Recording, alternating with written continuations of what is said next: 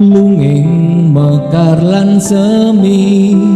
puspita ing taman sari manglung manungsung wengi kalawan wulan endatari ngambarung sasmita sang kumbang wewayang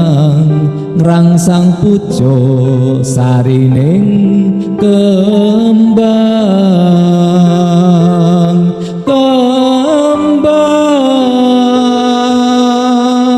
kusumaning ratri mung sawiji kinanti mematri sajroning ati kang suci lintang-lintang panjerana